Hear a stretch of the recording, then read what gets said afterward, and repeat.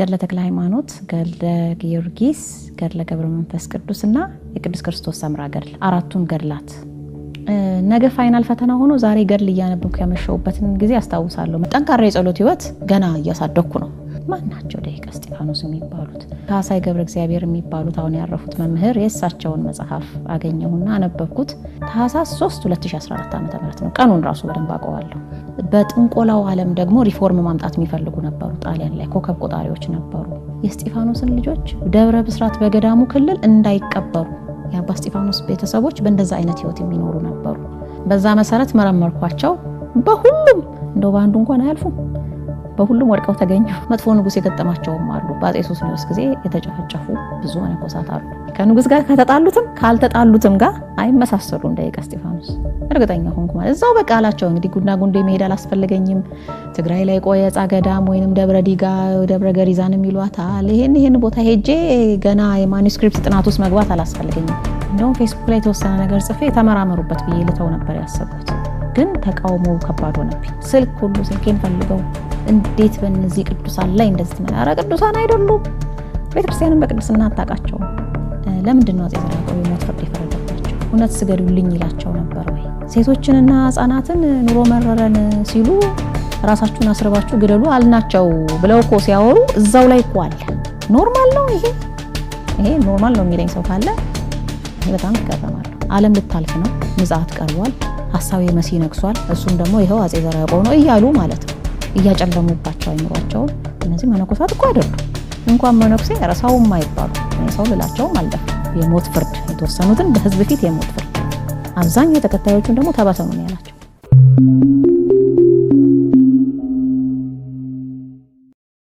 ገድላትን ማንበብ ከበፊትም ጀምሮ በጣም ወዳለሁ። ስለ ቅዱሳን ትምህርት ቤት ማነው ቤተክርስቲያን ላይ ሲሰበክ እንሰማለን። ሰንበት ትምህርት ቤት ላይ ሲሰበክ እንሰማለን። ግን የህይወት ታሪካቸው ተጽፎ ገድል ተብሎ እንዳለ ያወቁት ነው ዩኒቨርሲቲ ከገባው በኋላ ነው። ባህር ዳር ዩኒቨርሲቲ እና ገድለ ተክለ ሃይማኖት፣ ገድለ ጊዮርጊስ፣ ገድለ ገብረ መንፈስ ቅዱስና የቅዱስ ክርስቶስ ሰምራ ገድል አራቱን ገድላት ነው መጀመሪያ ያነበብኳቸውና ወይ ጉድ ለካ ታሪካቸው በዚህ መልክ ተጽፏል ብዬ በጣም ፍቅሩ ነበረኝ እና ነገ ፋይናል ፈተና ሆኖ ዛሬ ገድል እያነበብኩ ያመሸውበትን ጊዜ አስታውሳለሁ። መላቀቃቀቶይ ማለት ነው። ገድሉን እያነበብኩት ፈተና አለብኝ። ነገ ፋይናል አላነበብኩም፣ ሪቫይዝ አላረኩም። ግን በቃ ተመስጫለሁ። ምላክ አይ ቲንክ 3ኛ ዓመት ተማሪ ነኝ የዛ ሰዓት እና እስከ ምሽቱ 3 ሰዓት 4 ሰዓት ገድል ሳነብ ቆይቼ አቡነ ተክለ ሃይማኖት ይመስለኛል። ያንን ከጨረስኩ በኋላ በቀረችኝ ጊዜ ተጣድፌ ግማሽ ድረስ ኮርሱን አንብቤ ጠዋት ለፈተና የገባውበት ጊዜ ያለና አቡነ ተክለ ሃይማኖት ያው አላሳፈሩኝም። ኮርሱን አልወደኩም። እንደውም ኤን ያመጣሁትና ፈርቼ ነበር በጣም እና ፍቅሩ ነበረኝ ገድላትን ማንበብ። ውጪም ስወጣ ብዙ ገድላት ተሸክሜ ነው የወጣሁት በእለታቸው ለማንበብ እንዲመቸኝ በሚል። ያው ጠንካራ የጸሎት ህይወት ገና እያሳደኩ ነው። ግን ንባቡን ግን ወደዋለሁ። የሆነ ነገር አይምሮዬ ጥሩ ያልሆነ በሚመስለኝ ጊዜ ላይ ገድላት ማንበብ ይመልሰኛል። በዛ ሁኔታ የገድል ፍቅር በውስጤ እያለ እንግዲህ ጭምጭምታ መስማት ጀመርኩኝ። ደቂቀ እስጢፋኖስ የሚባሉ ነበሩ የሚባል ያው ተሐድሶዎች ናቸው በብዛት ሲያወሩ በየዌብሳይቱ ላይ የማየው። የዛን ጊዜ ፌስቡክ የለም። በየአንዳንድ እንትኖች አሉ፣ ዌብሳይቶች አሉ፣ አጫጭር ጽሁፎች እየተጻፉ የሚለቀቁባቸው። ውጪ ያለው እነሱን አነብ ነበርና ማናቸው ደቂቀ እስጢፋኖስ የሚባሉት? አባ እስጢፋኖስ የሚባሉት እንዲህ ተደርገው በዚህ ወጥቶ በዚህ አፄ ዘርዓ ያዕቆብ የሚባል ንጉስ ነበረ እንደዚህ ያድርጉ በቃ ጨፍጭፏቸው ምናምን የማይባል ነገር የለም። እንደውም ምንድነው ካራ ታጣቂው እየተባለ ካራ ታጣቂው አስመሳዩ መነኩሴ ምናምን እየተባለ አፄ ዘርዓ ያዕቆብ ላይ በጣም ክፉ ነገር ይጻፋልና እኔ አፄ ዘርዓ ያዕቆብ ማን ነው የሚለውንም በዛ ሰዓት በደንብ አላውቅም። ብቻ ግን እኔ ራሴ ሪሰርቹን እሰራለሁ የሚል ሐሳብ በጭራሽ አልነበረኝም። አንድ ቀን እውነቱ ይወጣ ይሆናል የሚል ዝም ብሎ እንዲሁና በኋላ ላይ የካሳይ ገብረ እግዚአብሔር የሚባሉት አሁን ያረፉት መምህር የእሳቸውን መጽሐፍ አገኘሁና አነበብኩት። ያ ደግሞ ሰከንድ ኢንተርፕሪቴሽን ነው እንጂ ቀጥታ የራሳቸው መጽሐፍ አይደለም። ወይ አፄ ዘርዓ ያዕቆብ ራሱ የጻፈው አይደለም፣ ወይ ደግሞ ደቂቀ እስጢፋኖስ ራሳቸው ገድላችን ነው ብለው የጻፉት አይደለም። መምህር ካሳይ ገብረ እግዚአብሔር ራሳቸው በሚረዱት መልኩ የጻፉት ነውና ትንሽ ለማስታረቅ ሞክረዋል። እዛ ላይ ምናልባት መሀል ላይ ገብተው ያጣሏቸው ይኖሩ ይሆናል በሚል ሳይሆን አይቀርም እንግዲህ እንደዛ ሳይሆን አይቀርም ብዬ እኔም አለፍኩት። ለአመታት ረሳሁት ስለ ደቂቀ እስጢፋኖስ የሚባለውን ታሪክ ረስቼው። መቼ ነው እንግዲህ ለመጀመሪያ ጊዜ በሌላ አንግል ያየኋቸው መቼ ነው? ታህሳስ 3 2014 ዓ.ም ነው። ቀኑን ራሱ በደንብ አውቀዋለሁ። የዛን ሰሞን ያው የፀሐይ ከተማ መጽሐፌን ለመጨረስና ወደ ማተሚያ ቤት ለማስገባት አብዛኛውን ፓርት ጽፌዋለሁ፣ ተወሰነ ይቀረኛልና ስለ ጣሊያኖች ሬኔሳንስ በብዛት እያነበብኩ ነበር በዛ ሰዓት በዛ ወቅት ላይ እና ጣሊያን ላይ ሬኔሳንሱ በሚደረግበት ጊዜ ያው በበጎ ሪፎርም ማምጣት የሚፈልጉት እንዳሉ ሁሉ በጥንቆላው ዓለም ደግሞ ሪፎርም ማምጣት የሚፈልጉ ነበሩ። ጣሊያን ላይ ኮከብ ቆጣሪዎች ነበሩ። በጣም ይሄ ተመሳሳይ ጾታ ነገር በክል ያደረገው ጊዜ ነበረ ጣሊያንን፣ በተለይ ፍሎረንስን።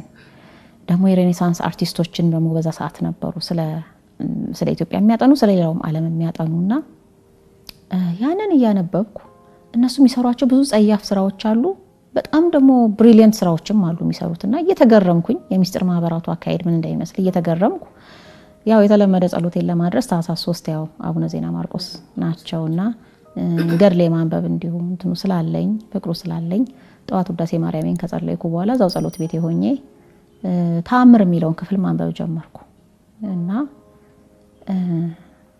በጣም ይገርማል። ልክ እኚህን የእስጢፋኖስን ልጆች ይላል እዛ ላይ ያለው ቃል የእስጢፋኖስን ልጆች ደብረ ብስራት በገዳሙ ክልል እንዳይቀበሩ፣ ምክንያቱም ይላል የኦሪትን ቃል እያመካኙ የወንድምህን ሚስት አግብተ ዘር ተካለት የሚለውን እያመካኙ በአመንዝራነት የሚኖሩ ናቸው ብሎ የገለጸው የሚያደርጉት ስራ ማለት ነው ከጣሊያኖቹ የኮከብ ቆጣሪዎቹ ከሚያረጉት ጋር አንድ አይነት ሆነብኝ እና ደነገጥኩኝ።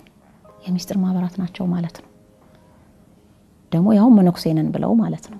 ፈለኩት የፕሮፌሰር ጌታቸው ኃይሌን መጽሐፍ ድጋሚ ማየት ጀመርኩ። ገና መጀመሪያው ላይ የአባ እስጢፋኖስ ገድል የተባለው ክፍል ላይ ይላል እውነትም የአባ እስጢፋኖስ ቤተሰቦች በእንደዛ አይነት ህይወት የሚኖሩ ነበሩ።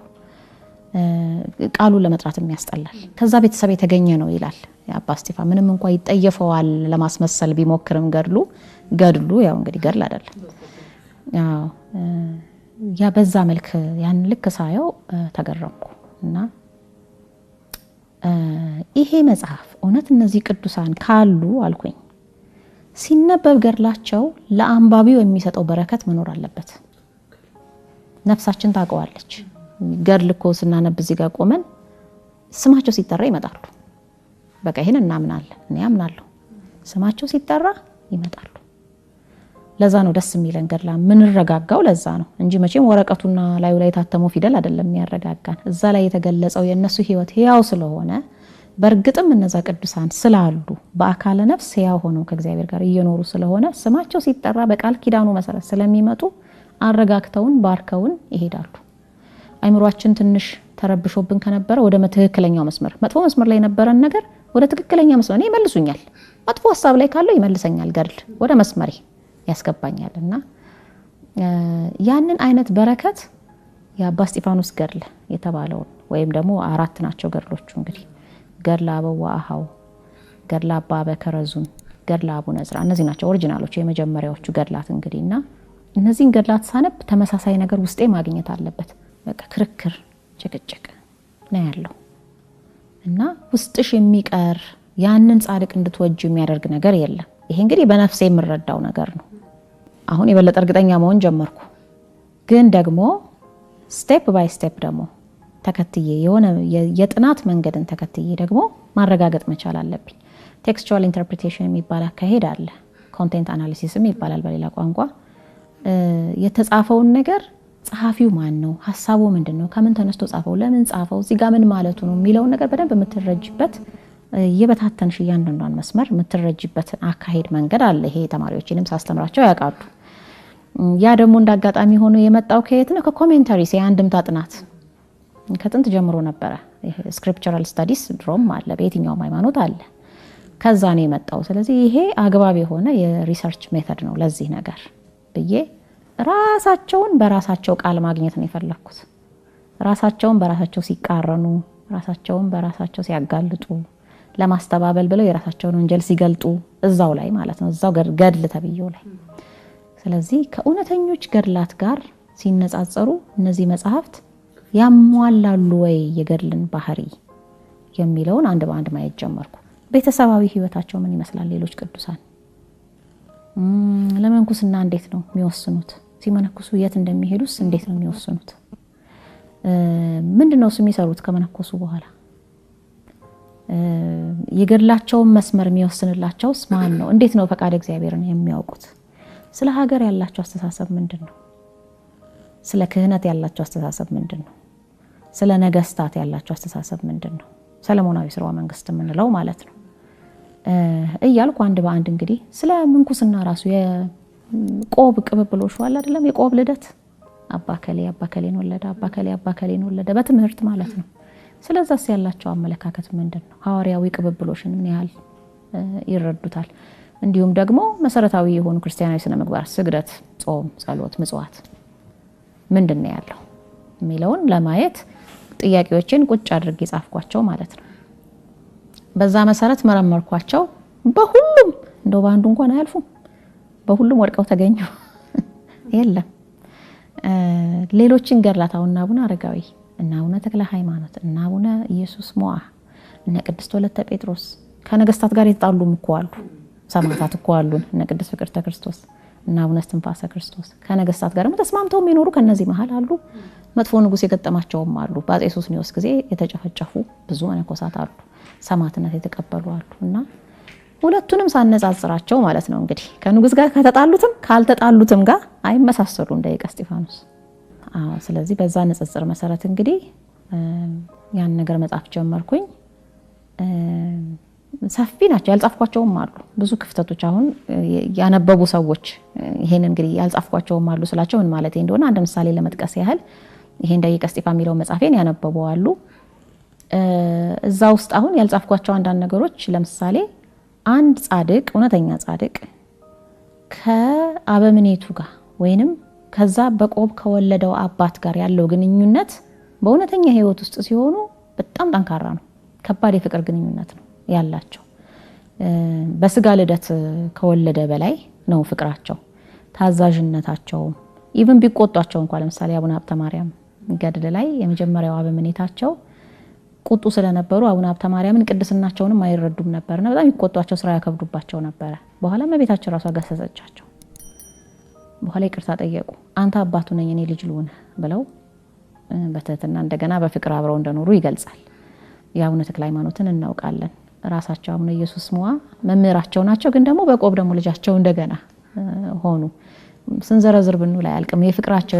የአቡነ ኢየሱስ ሞዓና ደግሞ የአባ ዮሐኔ ደብረ ዳሞ ላይ የነበራቸው ፍቅር አስደናቂ። የአቡነ አረጋዊና ደግሞ ግብጽ አስኬጥስ ላይ የነበሩት አባቶች ፍቅር ከነሱ ወደዚህ ስለመጣ ከና አባ ጳኩሚስ ከና አባ ቴዎድሮስ ከነዚህም ጋር ሁሉ አይመሳሰልም። የና አቡነ እስጢፋኖስ አባታችሁ ማን ነው?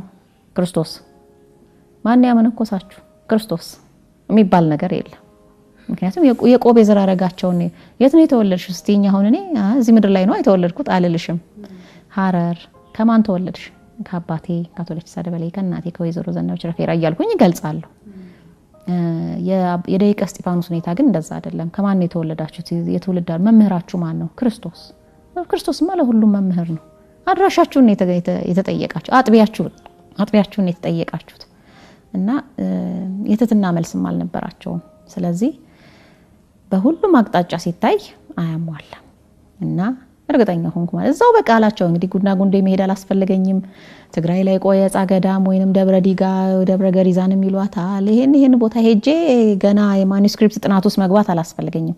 ማኑስክሪፕት ጥናት አንዳንድ ጊዜ በጣም የጥንት ነገሮችን ብቻ መፈለግ ማለት ላይሆን ይችላል። በእግዚአብሔር መንፈስ መመርመርም ሊሆን ይችላል። ይሄ ራሱ እግዚአብሔር ያሳየኝ መንገድ ነው ብዬ ነው ማምነው እና እስቲ በዚህ በኩል ሂጂበት ብለው ምናልባት አቡነ ዜና ማርቆስ ይሆናሉ እንግዲህ ያመለከቱኝ፣ አላውቅም። እግዚአብሔር የሚያመለክተን መንገድ ይኖረዋልና በዚህ በኩል እስቲ እዩ ማለት ሊሆን ይችላልና የፀሐይ ከተማ ልክ ጽፌ ተጨርስ ወዲያው ነው ወደዚህኛው ገባሁና ጽፌው እንግዲህ መጽሐፍ ለመሆን በቃ። እንደውም ፌስቡክ ላይ የተወሰነ ነገር ጽፌ ተመራመሩበት ብዬ ልተው ነበር ያሰብኩት፣ ግን ተቃውሞው ከባድ ሆነብኝ። ምክንያቱም በቅዱሳን ናቸው ብለው የተቀበሏቸው ብዙዎች አሉ፣ መምህራንም ሳይቀሩ ማለት ነው። እኔ ያው ሰዎች ሊሳሳቱ ይችላሉ። እኔ የፈለኩት መረጃ ማቀበል ነው። አረ በዚህ ጋር የሚዩት ይሄንን ነገር ብሎ ብቻ አንድ 5 ክፍል አድርጎ አጠር አድርጎ ጽፎ መተው ነበረ ሐሳቤ። ተቃውሞው ግን በጣም ካሰብኩት በላይ ሆነ። እንዴት እንደስታወረ ስልኬን ፈልገው እንዴት በእነዚህ ቅዱሳን ላይ እንደዚህ ነው? ኧረ ቅዱሳን አይደሉም። ቤተክርስቲያንን በቅድስና አታውቃቸውም፣ አይታወቁም።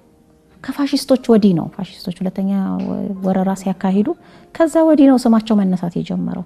አይደለም ሌላው ክፍል ላይ ያለው ኢትዮጵያዊ ኦርቶዶክስ ተዋሕዶ እምነት ተከታይ ቀርቶ እዛው ትግራይ እዛው ጉንዶ ራሱ አይታወቁም እነዚህ ሰዎች። እና ውሸት ነው የሚል ነገር ለማብራራትም ስሞክር እንትኑ የተናደዱብኝ ሰዎች ሳያቸው ይሄ ነገር ቆይ በጽሁፍ መልክ ይምጣ ብዬ ይሄ ወደ ክላሪፊኬሽን ይሄ የገድላት ንጽጽር ውስጥ በደንብ ጠልቄ የገባሁት በዚህ ምክንያት ነው እንጂ እኔ የፋሺስቶቹን ዓላማ ምን እንደነበረ ብቻ አሳውቆ በዚህ መልክም እንድታዩት ብዬ መተው ነበር የፈለኩት። ከዛ በኋላ ይሄን በሂደት ላይ ያለው በመጽሐፍ መልክ ጽፌ ባወጣውም ለማንበብ ያለን ፍጥነትና ከፈት አድርጎ ዩቲዩብ ለመስማት ያለን ፍጥነት አንድ አይደለም። ስለዚህ ገና መጽሐፉ ሬሌቫንሱን ተረድተው ሰዎች እስኪያነቡት ስለሚቆዩ በዩቲዩብ ላስቀድም ብዬ ዩቲዩብ ላይ አስቀደምኩኝ። የዩቲዩብ አንዱ ሌላው ጥቅም ምንድነው? በዚህ ሳምንት ለማቀርበው ነገር በዚህ ሳምንት ሳዘጋጅ ሐሳቤ ራሱ ኦርጋናይዝድ ይሆንልኛል። ለቀጣይ ሳምንት ሳቀርብ እንደዛው መጽሐፉ ራሱ እየተሰራ ይሄዳል ማለት ነው። አንዳንድ የተበታተኑብኝን ሐሳቦች አንዳንድ ጊዜ መምህራን ምን ይላሉ? እኔ እንግዲህ ያው መምህራን አሰልጣኝ ስለሆንኩኝ ስናስተምር የበለጠ ይገባናል። ተማሪ ሆኜ ያልተረዳሁትን ሳስተምር ነው የገባኝ ይላሉና ስለዚህ እዛ ጋር ለማብራራት ስሞክር የበለጠ ረዳዋለሁ እና መጽሐፉ በዛው እየበሰለልኝ መጣ። መጀመሪያም የተወሰነ መስመር ይዟል፣ የበለጠ ዳበረ ማለት ነው። ከዛ በኋላ ወደ ህትመቱ ወደ ማስገባት ነው ሄድኩት። 4ቱን ቪዲዮዎች ከሰራው በኋላ ግን ብዙ ሰው ለካ ተሸውደናል፣ አለማስተዋላችን በደንብ አስተውለን አለማንበባችን ይሄ ሁሉ ነገር እውነት ፕሮፌሰር ጌታቸው ኃይሌ የተረጎሙት ገድል ተብዬ መጽሐፍ ውስጥ አለ። እንደውም ገድል ወይስ ገደል የሚል ርዕስ የሰጠሁት ቪዲዮ አለ። 4 ቪዲዮዎች ናቸው። በዚህ ላይ ምናልባት አድማጮችም ገብተው ማየት ከፈለጉ ዩቶፒያ የሚል ዩቲዩብ ቻናል ነው። ኢትዮጵያ ሳይሆን ዩቶፒያ UTOPIA ዩቶፒያ የሚል ቻናል ላይ ዶክተር መስከረም ለቺሳ ብለው ቢፈልጉ ያገኙታልና ደቂቀ እስጢፋኖስ ማን ናቸው? ገድል ወይስ ገደል? እውነተኛ ገድል ነው ወይ? ወንጀሎቻቸው ምንድን ነበሩ? ኢሉሚናቲያዊ ወንጀሎች የሚል ስም ነው የሰጠሁትና ለምንድን ነው አጼ ዘርዓ ያዕቆብ የሞት ፍርድ የፈረደባቸው? እውነት ስገዱልኝ ይላቸው ነበር ወይ? ካልሰገዳቸው አሰቃያቸዋለሁ ይል ነበር ወይ? ወይስ ይሄ እነሱ የፈጠሩት ወሬ ነው የሚለውን ነገር 4 ክፍል አድርጌ ያን ከለቀኩኝ በኋላ ያው አሁን ተረድተነዋል ታዩ በቃ ሌላ ርዕስ ወደ ሌላ ርዕስ መግባት ትችያለሽ ዶክተር አሉኝ ማለት ነው ብዙዎቹና እዛው ላይ ያላ ከየትም የመጣ አይደለም እዚሁ ጋር እኔ እንደውም ስለዚህ ነገር ሊነግሩን ይገቡ የነበረው ያው ሞቶ ቃሽሞን ባያስፈልግም ፕሮፌሰር ጌታቸው ራሳቸው ነበሩ። ምክንያቱም ሲተረጉሙት እያዩት እኮ ነው። ሴቶችንና ህፃናትን ኑሮ መረረን ሲሉ ራሳችሁን አስርባችሁ ግደሉ አልናቸው ብለው እኮ ሲያወሩ እዛው ላይ እኮ አለ። ይሄን እንዴት አላዩትም? ኖርማል ነው ይሄ ኖርማል ነው የሚለኝ ሰው ካለ እኔ በጣም እገረማለሁ። እየሰማን ያለ ነው ይሄን የሚያደርጉት። እንግዲህ በቅርቡ 2 ዜና የሰማነው ከኬንያ ላይ 2 ፓስተሮች ይሄን ያደረጉ አሉ። በወንጀል ነው በከፍተኛ በጄኖሳይድ እንደው መርደር ምናምንም አይደለም በዘር ማጥፋት ነው እንደውም ሊጠየቁ ሁሉ ይችላሉ የተባለባቸው ማለት ነውና ጄኖሳይደሩ ማን ነው ያልኩት ለዛ ነው አጼ ዘርዓ ያዕቆብ አይደለም። ታዲያ እነዚህን ካልቀጣ ማንን ይቅጣ? እንግዲህ ሁሉ ጊዜ እኮ ከውጭ ወራሪ ስለመጣ ብቻ አይደለም የተሳሳተ አስተሳሰብ ለሰው እየሰጠ የመረዛ አይምሮን ኢንዶክትሪኔት እያደረገ በማይሆን ዓለም ልታልፍ ነው፣ ምጽአት ቀርቧል፣ ሐሳዌ መሲህ ነግሷል፣ እሱም ደግሞ ይሄው አጼ ዘርዓ ያዕቆብ ነው እያሉ ማለት ነው እያጨለሙባቸው አይምሯቸውን በቅሎ ጠባቂ ያረጓችሁ በቃ ምግብ አቁሙ እናንተ ሴቶቹ መነኮሳት እንደዚህ ሆናችሁ እንደዚህ ያረጓችሁ በቃ ምግብ አቁሙ እያሉ እንደዚህ አይነት ወንጀል ይሰሩ የነበሩ እነዚህ መነኮሳት እኮ አይደሉ። እንኳን መነኩሴ ረሳውም አይባሉ። እኔ ሰው ልላቸውም አልደፍርም። ስለዚህ እነዚህን የቀጣው የሞት ፍርድ የተወሰኑትን በህዝብ ፊት የሞት ፍርድ አብዛኛው ተከታዮቹን ደግሞ ተበተኑ ነው ያላቸው። አይምሯቸው እንዲሰበስቡ ማለት ነው። ተበተኑ ጥፉ። አልወደዳችኋትም እቺን ሀገር ቤተክርስቲያን አልወደዳችሁም ሄዱ ወደምትሄዱበት ሄዱ። አገር አለን ካላችሁ ሄዱ እስራኤል ግቡ። ምክንያቱም አብዛኞቹ የፈላሻ ተወላጅ ነበሩ። በዛ ሰዓት ወደ አይሁድነቱ ያደሉ ነበር። ሀገራችን እዛ ነው ካላችሁ እዛ ሄዱ። እዚህ እንቀመጣለን ተስተካክለን ካላችሁ ቄዳር ተጠመቁ። በገዳም እንኖራለን ካላችሁ አለዚያ ግን በዚሁ የምትቀጥሉ ከሆነ አለቃችሁ ማለትም ነበረበት። ስለዚህ ይሄንን ከተረዱ በኋላ ብዙዎች አይ ብለው ገብቷቸዋል።